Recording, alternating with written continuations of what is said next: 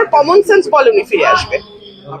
আজকাল তো গণমাধ্যম কেবল 26টা চ্যানেল নয়, আজকাল প্রত্যেকের হাতেই গণমাধ্যম আছে, যে যে শুনতে চায় তারা শুনতে পারবে।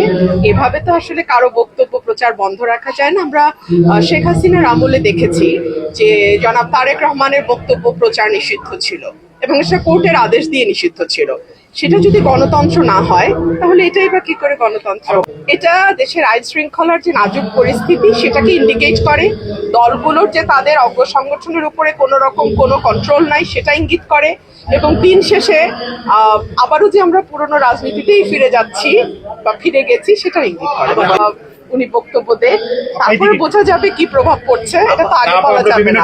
দেখুন, উনি বাংলাদেশের নাগরিক, ওনার পরিবার এবং ওনার বাংলাদেশের রাজনীতিতে দীর্ঘদিনের অবদান আছে, এবং ওনার পরিবারকে সপরিবারে হত্যা করা হচ্ছে, এবং বাংলাদেশের স্বাধীনতা সংগ্রামের তখন আওয়ামী লীগ ছিল একমাত্র রাজনৈতিক দল। তো সকল কিছুর বিবেচনায় ওনার বয়সও হয়েছে, বাংলাদেশে যদি উনি ফিরে না আসেন ওনার দলের অবস্থা কি দাঁড়াবে, বা ওনার এতদিনের যে রাজনৈতিক ইতিহাস সেটারই বা কি দাঁড়াবে, এই সকল কিছু বিবেচনা আমার কমন সেন্স বলে উনি